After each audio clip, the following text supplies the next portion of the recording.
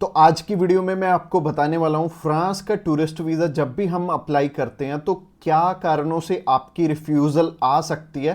और अगर ये चीज़ें आपको पहले से ही पता है जब आप टूरिस्ट वीज़ा अप्लाई करने जा रहे हो तो आपका रिफ्यूज़ल के चांसेस कम हो जाएंगे एज़ कंपेयर टू अगर आप ये सारी चीज़ें अवॉइड कर दो जो कि मैं इस वीडियो में बताने वाला हूँ। टोटल 6 रीज़न है सबसे बड़े जिसके पीछे की सबसे ज़्यादा वीज़ा रिफ्यूज़ होते हैं। और बहुत सारे लोगों को तो इवन ये नहीं पता होता, 5-5 बारी रिफ्यूज़ होके 6-6 बारी रिफ्यूज़ होके बहुत सारे केसेस हमें मिलते हैं ऐसे कि उन्हें नहीं पता कि वो किस कारण से रिफ्यूज़ हुए हैं। और रिफ्यूज़ल लेटर आ जाता है ना तो अच्छे से उन्हें पढ़ा जाता है और ना कोई प्रोफाइल के बारे में बताता है उन्हें कि प्रोफाइल में ये सारे चेंजेस कर लो और उसके बाद ही अप्लाई करना। सेम ही प्रोफाइल को 1 बारी 2 बारी 3 बारी 4 बारी बार बार अप्लाई करके देखा जाता है। और मेरे को नहीं पता कि इसके पीछे कारण क्या है, क्योंकि जब भी हमारे पास कोई रिफ्यूज़ होता है तो हम नेक्स्ट टाइम उनका बहुत अच्छे से फाइल प्रिपेयर करके और डॉक्यूमेंट्स बढ़ा के या फिर एक्स्ट्रा एक्सप्लेनेशन कवर लेटर में दे के हम अप्लाई करते हैं।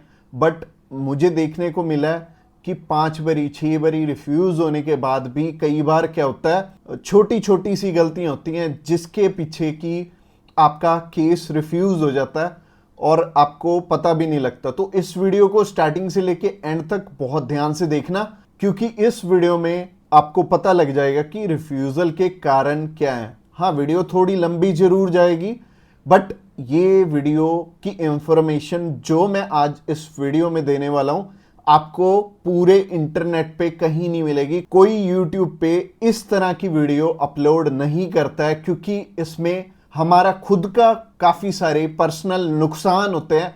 बट मैं कभी नहीं रुकता इस बात से, चाहे मेरा खुद का कोई नुकसान हो जाए। और मेरा काम है आपको बिल्कुल स्पष्ट सी बात बताना जिसको करने के बाद आपका वीजा भी आ जाए और आपको कोई टेंशन भी ना रहे। तो मेरा नाम है रमन, आप देख रहे हैं ग्रैब माई वीजा। सब्सक्राइब कीजिए हमारे इस चैनल को और टूरिस्ट वीजा में आने वाले अपडेट्स के बारे में अप टू डेट रहिए। तो जहां तक बात की जाए आज के टाइम में रिफ्यूजल्स की, रिफ्यूजल रेट बहुत ज़्यादा पीक पे हैं।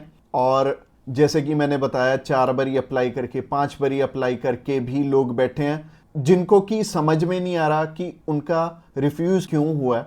तो सबसे बड़ी इसमें दिक्कत होती है रिक्वायरमेंट्स की। एक एम्बेसी की जो रिक्वायरमेंट है ना, वो ना तो आपको किसी साइट से मिलेगी और ना ही इसमें इलेबोरेट आपको एम्बेसी करेगी। चाहे उन्हें खुद फोन लगा लेना, चाहे आप वीएफएस को फोन लगा लेना, वो भी आपकी हेल्प नहीं करेंगे।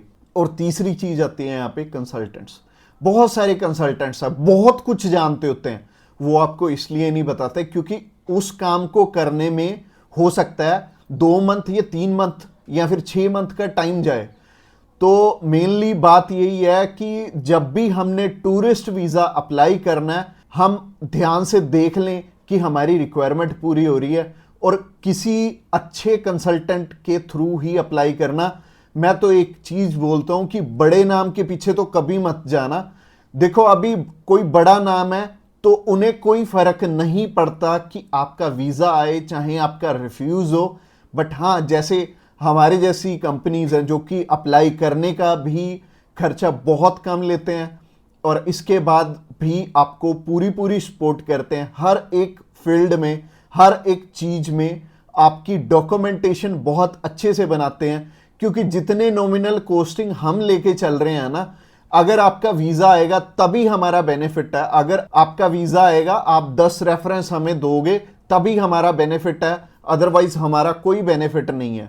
जो पर्सन आपसे ऑलरेडी 25,000 50,000 रुपये एडवांस में ले रहा है उन्हें आपकी प्रोफाइल से कोई मतलब नहीं है। अच्छा, दूसरी तरह के कंसल्टेंट ये हैं कि जो हायर साइड पे 20-25 हज़ार रुपये आपसे पहले भी लेते हैं और 10 लाख रुपए बाद में भी लेंगे। उन्हें भी आपकी प्रोफाइल से बहुत हद तक कोई मतलब नहीं है क्योंकि उन्होंने आपसे एडवांस ले लिया है और उन्हें यह फर्क नहीं पड़ता कि आपका वीजा आए या ना आए। वो अगर 10 केस अप्लाई करेंगे तो उसमें से एक वीजा तो वैसे ही आ जाता है। तो उनके 10 लाख रुपए तो वैसे ही बन गए, तो उन्होंने आपकी टेंशन क्यों लेनी है? तो सिंपल सी बात है, मैंने आपको अपना मोटिव बता दिया है कि हम रिक्वायरमेंट आपकी अच्छे से क्यों फुलफिल करवाते हैं जब भी आपने टूरिस्ट वीज़ा अप्लाई करना होता है, क्योंकि हमें आपसे बहुत कम पैसे मिलने हैं। अगर आपका वीज़ा नहीं आएगा, आपसे हमें रेफरेंस नहीं मिलेंगे, तो हमारा फायदा ही नहीं है इस काम में आने का। इसके अलावा पहला रीजन तो हो गया जो कि रिक्वायरमेंट के ऊपर है, कि रिक्वायरमेंट अपनी बहुत अच्छे से समझ लेना और पूरी कर लेना, तभी वीजा अप्लाई करना। और दूसरा रीजन है कि आपके फाइनेंशियल डॉक्यूमेंट्स बहुत अच्छे से फुलफिल नहीं हुए होते। तो फाइनेंशियल डॉक्यूमेंट्स अगर अच्छे से पूरे नहीं होंगे तो एम्बेसी आपको वीजा, आप ही बताइए, कैसे देगी?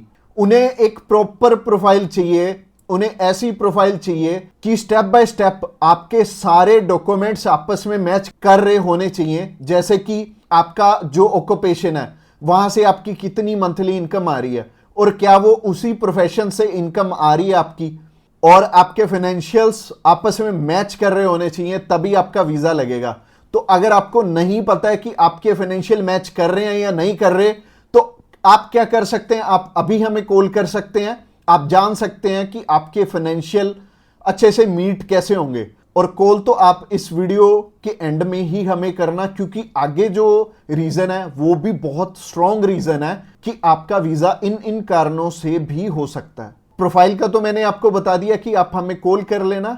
इसके अलावा जो तीसरा सबसे बड़ा रीजन है वो है कि आपके यहां पे इंडिया में टाई स्ट्रॉन्ग ना होने, यानी कि इंडिया में आपका कोई ऐसा रीजन नहीं है कि आप वापस लौट के आओ।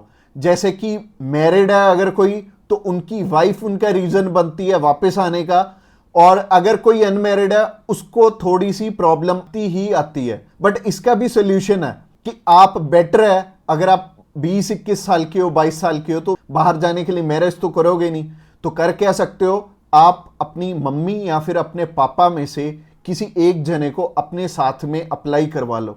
इससे क्या होगा कि अगर मम्मी आपके साथ जा रही हैं, आपका नहीं है वापस आने का स्ट्रॉन्ग रीजन, बट उनका बन गया, तो उनके चक्कर में आपका भी वीजा आ जाने वाला है। तो आप कर क्या सकते हो, या फिर मम्मी या फिर पापा को अपने साथ में अप्लाई करवा लो, तो ज्यादा अच्छा रहेगा, आपका भी टाई स्ट्रॉन्ग हो जाएगा। तो तीसरा रीजन हो गया। रीजन नंबर 4 की तरफ बढ़ते हैं। और जो चौथा रीजन है वो ये रीजन है कि आप यहां पे घूमने के लिए जा रहे हो, आपका पर्पस मैटर करता है। जब आप कवरिंग लेटर बना रहे हो, तो कवरिंग लेटर ये तो आपके हाथ में नहीं है, ये तो आपके कंसल्टेंट के हाथ में है कि आपका पर्पस बहुत ज्यादा स्ट्रांग होना चाहिए, तभी आपको एक कंट्री वीजा देगी। और वीजा उन्हीं को मिलेगा, लाखों लोग अप्लाई करते हैं जिनका की एक पर्पस होगा, जिनका एक कारण होगा बाहर जाने का। वीजा सिर्फ उन्हें ही मिलने वाला है जिनका एक रीजन बहुत ज्यादा स्ट्रांग होगा।